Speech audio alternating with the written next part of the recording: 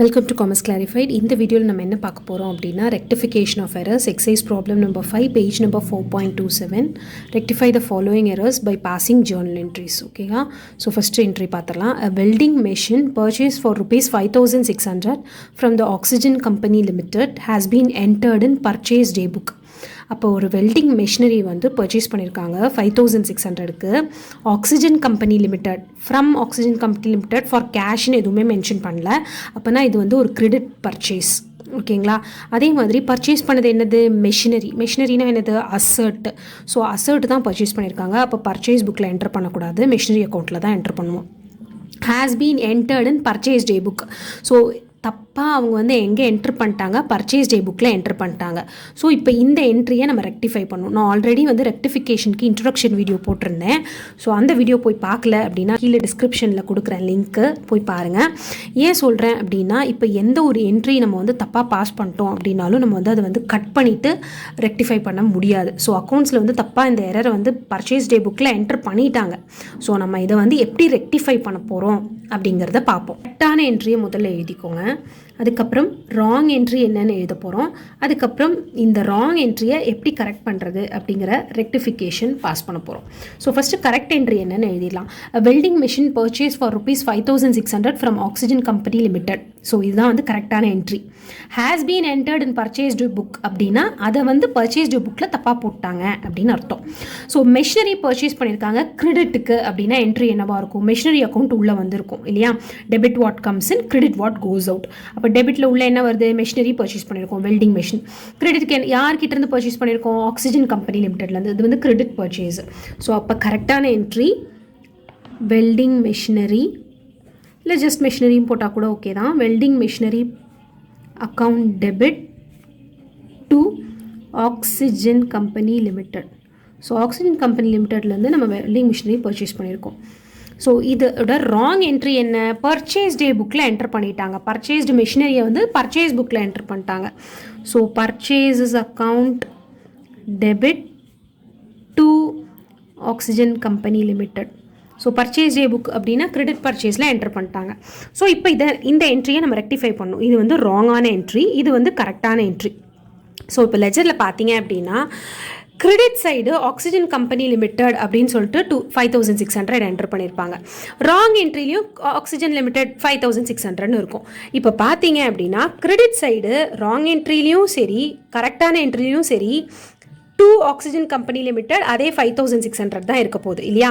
So அப்போ இதை நம்ம இக்னோர் பண்ணிடுவோம், இது தேவையில்லை. ஏன்னா கரெக்ட் என்ட்ரியில் என்ன இருக்கணுமோ அதை தான் நம்ம ராங் என்ட்ரிலையும் போட்டிருக்கோம். ஸோ அப்போ இதை வந்து இக்னோர் பண்ணிடுங்க, சரிங்களா. ஸோ இதை இக்னோர் பண்ணிடுங்க.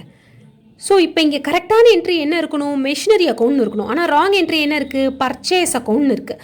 அப்போ கரெக்டான என்ட்ரியை நம்ம அப்படியே போட்டுக்கணும். கரெக்டான என்ட்ரியை அப்படியே கேரி ஃபார்வர்ட் பண்ணிக்கோங்க. அதாவது welding machinery account debit. Wrong entry என்ன, பர்ச்சேஸ் அக்கௌண்ட்டை டெபிட் பண்ணிட்டோம். அப்போ இதை தான் ரெக்டிஃபை பண்ணணும். பர்ச்சேஸுக்கு ஒரு டெபிட் பண்ணிட்டோம் அப்படின்னா அதை ரெக்டிஃபை பண்ணுறதுக்கு அதே பர்ச்சேஸை கிரெடிட் போட்டுருணுமா.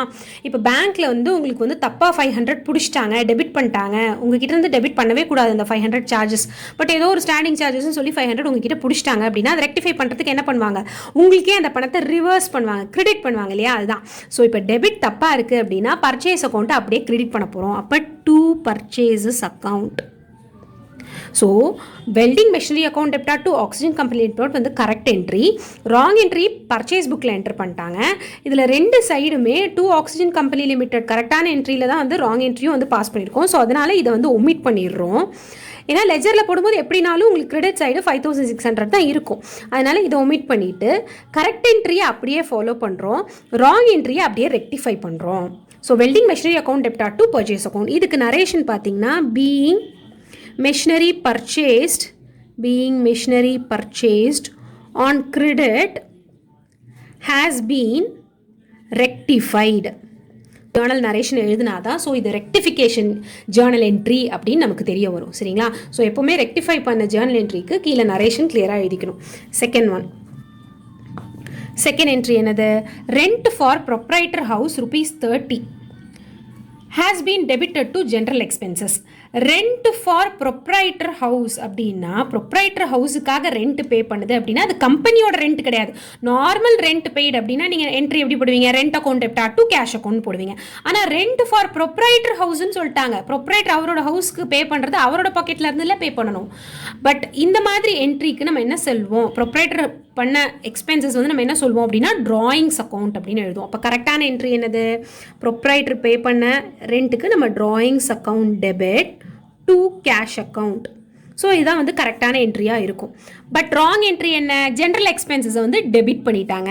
ஜென்ரல் எக்ஸ்பென்சஸ் வந்து டெபிட் பண்ணிட்டாங்க அப்படின்னா general expenses account debit to cash account. So இதுதான் வந்து ராங் என்ட்ரி. ஸோ இப்போ இந்த ரெண்டு என்ட்ரிலையுமே பாருங்கள், கேஷில் வந்து எவ்வளோ அமௌண்ட்டு, சேம் 30 rupees தான் நம்ம இருக்க போகுது. ஸோ இதில் எந்த ஒரு மாற்றமும் இல்லை. கரெக்டான என்ட்ரியில் டூ கேஷ் அக்கௌண்ட் 30 rupees தான் இருக்கணும். பட் ராங் என்ட்ரிலையும் அதே சைட் கிரெடிட் சைட் தான் டூ கேஷ் அக்கௌண்ட் போட்டிருக்காங்க. ஸோ இதை நம்ம ஒமிட் பண்ணிடலாம், இந்த என்ட்ரியை ஒமிட் பண்ணிடலாம். கரெக்டான என்ட்ரி என்னது, ட்ராயிங்ஸ் அக்கௌண்ட் டெபிட். ஸோ இதுதான் கரெக்டான என்ட்ரி. அப்போ அது அப்படியே இங்கே எழுத போகிறோம். இதில் எந்த சேஞ்சஸும் இல்லை. ட்ராயிங்ஸ் அக்கௌண்ட் டெபிட் இதுதான் கரெக்டான என்ட்ரி. என்ன தப்பாக போட்டுட்டோம், ஜென்ரல் எக்ஸ்பென்சஸை டெபிட் பண்ணிட்டோம். அப்போ இதை தான் ரெக்டிஃபை பண்ணணும். அப்போ இது ரெக்டிஃபை பண்ணால் என்ன பண்ணணும், ஜென்ரல் எக்ஸ்பென்சஸ் டெபிட் அப்படின்னா அதுக்கு ஆப்போசிட் ஜென்ரல் எக்ஸ்பென்சஸை கிரெடிட் பண்ணணும். அப்போ to general expenses account narration being rent for proprietor's house has been rectified. Being rent paid for proprietor house has been rectified. Next entry, a sale of rupees 2000 of old machinery has been passed through sales book. So sale of machinery அப்படினாலே அது வந்து மெஷினரியோட புக்கில் தான் நம்ம enter பண்ணுவோம், sales புக்கில் கிடையாது. But sales புக்கில் என்டர் பண்ணிட்டாங்க. ஸோ இப்போ நார்மல் கரெக்ட் என்ட்ரி என்னது, ஃபஸ்ட்டு மெஷினரி சேல் பண்ணியிருக்காங்க அப்படின்னா பணம் உள்ளே வந்திருக்கும். What comes in cash account debit. என்ன கையை விட்டு போச்சு, மெஷினரி தானே சேல் பண்ணியிருக்காங்க. So to machinery account. Wrong entry என்ன, cash account debit to sales account. So இது எப்படி ரெக்டிஃபை பண்ண போகிறோம், ஸோ ரெண்டு இதுலேயுமே வந்து டெபிட் சைடு கரெக்டான என்ட்ரியில் கேஷ் அக்கௌண்ட்டில் தான் அமௌண்ட் வந்து 2000 என்ட்ரு பண்ணணும். இங்கே வந்து கேஷ் அக்கௌண்ட் தான் ராங் என்ட்ரிலையும் வந்து 2000 நம்ம என்ட்ரு பண்ணியிருக்கோம். டூ மெஷினரி அக்கௌண்ட் கரெக்டான என்ட்ரி. அப்போ முதல்ல டூ மெஷினரி அக்கௌண்ட் சேஞ்சில் அதை எழுதிக்கலாம். To machinery account credit side. Sales account வந்து கிரெடிட்டில் போட்டிருக்காங்க இல்லையா, சேல்ஸ் அக்கௌண்ட் வந்து கிரெடிட்டில் போட்டிருக்காங்க ராங் என்ட்ரியில். ஸோ அப்போ இதுக்கு வந்து ஒரு டெபிட் கொடுக்கணும். அப்போ sales account debit to machinery account 2000. எனக்கு இங்கே ஸ்பேஸ் இல்லை, அதனால் நான் எதுலேயுமே அமௌண்ட் எழுதல. ஸோ ரெக்டிஃபைட் என்ட்ரிஸ் எல்லாமே கீழே எழுதிக்கோங்க. So sales account debtor 2000 to machinery account rupees 2000. So journal entry rectify பண்ணிட்டு எல்லாத்தையுமே தனியாக அமௌண்ட் காலமோடு எடுத்து எழுதிடுங்க. So narration being sale of old machinery has been rectified. இந்த சம் உங்களுக்கு ஈஸியாக புரிஞ்சிருக்கும்னு நினைக்கிறேன். இதுதான் வந்து simple example sum for rectification of errors.